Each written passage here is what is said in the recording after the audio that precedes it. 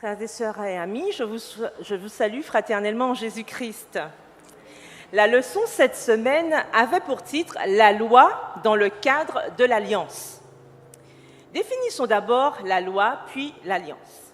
Selon Larousse, la loi, c'est une prescription établie par l'autorité souveraine de l'État, applicable à tous et définissant les droits et les devoirs de chacun et une règle de conduite ou des conventions établies par les membres d'un groupe, par la morale ou la vie sociale, etc.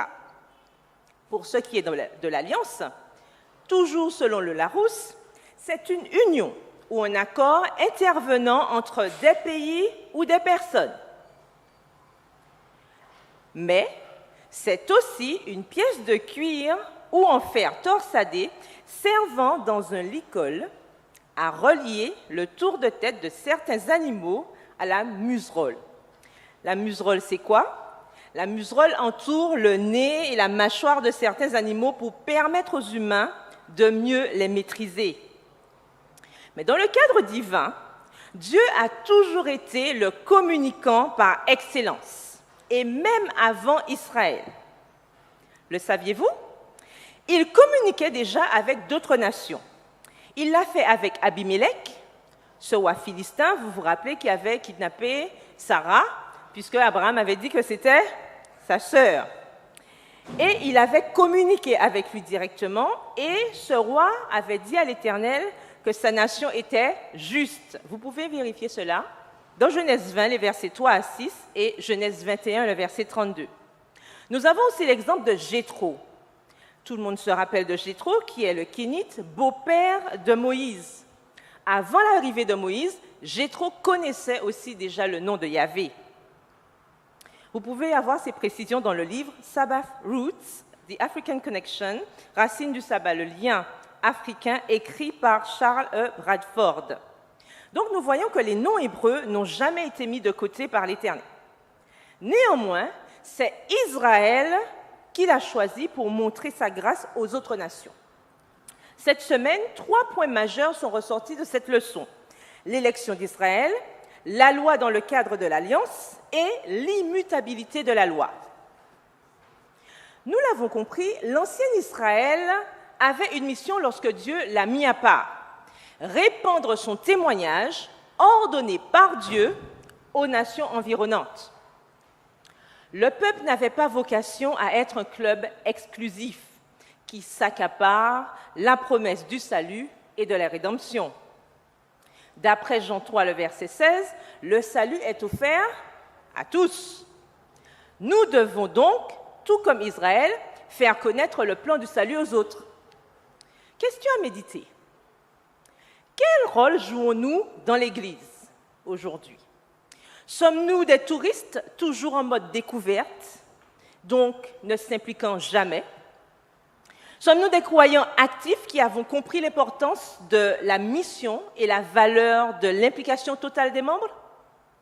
Ou sommes-nous des croyants inactifs qui, comme la plante adventice, poussent spontanément dans une culture et dont la présence est plus ou moins nocive à celle-ci? Plaise à Dieu que nous soyons des croyants adventistes du 7e jour actifs, sincères, engagés et stables, honorant l'alliance que Dieu a faite avec nous et nous avec lui. Maintenant, parlons de la loi dans le cadre de l'alliance. Le fait d'être sauvé par grâce ne nous exempte pas de respecter la loi, car les deux sont liés. La grâce prend son sens parce que la loi existe. Si la loi n'existe pas, la grâce n'a pas lieu d'être. La Torah, le mot hébreu pour loi, apparaît 220 fois dans l'Ancien Testament. Ce n'est pas lex, donc le sens latin qui veut dire la loi de l'Empire. La Torah vient de ora, qui signifie indiquer, enseigner ou instruire. De ce fait, le mot loi, selon la parole de Dieu, est la volonté de Dieu qui ne change pas. Jacques 1, le verset 17 nous dit « Toute grâce excellente et tout don parfait descendent d'en haut, du Père des Lumières, chez lequel il n'y a ni changement, ni ombre de variation. Comme sa loi, Comme la loi ne change pas, la loi de Dieu ne change pas, elle n'est pas abolie non plus. Dieu a donné la loi aux Israélites pour réguler leur vie et elle a toujours la même fonction pour nous aujourd'hui. Personne ne peut évoluer de façon équilibrée sans avoir de garde-fou. Quand il n'y en a pas, c'est le chaos. Dans les 10 commandements, ce qui dérange souvent, c'est le 4e commandement qui concerne le sabbat. En fait, l'homme s'empresse d'abolir ce qui le dérange. Mais Dieu est un tout. Car quiconque observe la loi mais pêche contre un seul commandement devient coupable de tous. Jacques 2, le verset 10, est précis là-dessus. Question à méditer. Imaginons-nous conduire sans code de la route? Il serait impossible de circuler en toute sérénité.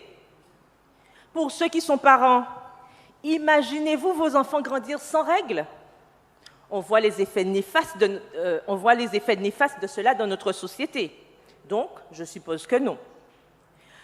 Que Dieu permette que nous considérions sa loi comme une boussole, sans laquelle il nous est impossible de suivre la bonne voie. Toute alliance inclut des conditions, et celle de Dieu aussi n'échappe pas à cette règle.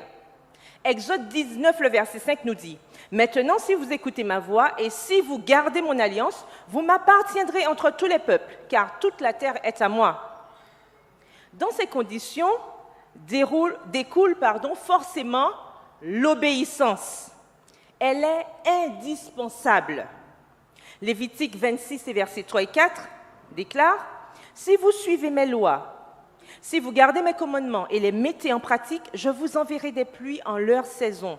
La terre donnera ses produits et les arbres des champs donneront leurs fruits. » En résumé, pas de bénédiction durable sans obéissance convenable. Et pour finir, rappelons-nous que la loi de Dieu est immuable. Elle est éternelle. Elle existait déjà avant la fondation du monde. Elle existe dans le ciel et existera dans le paradis. Seul le Christ est capable d'intégrer la sérénité et la stabilité dans l'humanité. Et il le fait en attirant notre attention. Ésaïe 26, verset 3 nous dit « À celui qui est ferme dans ses sentiments, tu assures la paix parce qu'il se confie en toi. » Question de réflexion à nouveau. L'immutabilité de la loi vous incite-t-elle à lui donner une importance capitale dans votre vie, tandis que Dieu continue son œuvre de sanctification en chacun de nous? Avec notre Père céleste, la régénération est un processus permanent. La voie du salut dans l'Ancien et le Nouveau Testament sont les mêmes, les deux étant le salut par grâce au moyen de la foi, qui entraîne l'obéissance. On trouve cette citation dans le livre « The Promise, God's Everlasting Covenant », écrit par Gérard Hazel et Michael Hazel. En conclusion, la loi de Dieu faisait partie intégrante de l'alliance. Pourtant, c'était une véritable alliance de grâce. La grâce, cependant, n'annule jamais le besoin de loi. Au contraire, la loi est un moyen par lequel la grâce se manifeste et s'exprime dans la vie de ceux qui reçoivent cette grâce. Tout comme le cheval est maîtrisé par l'alliance, laissons-nous maîtriser par l'alliance d'amour que Dieu a établie avec nous, qui se confirme à travers sa loi, parce qu'il nous a fait grâce. Amen.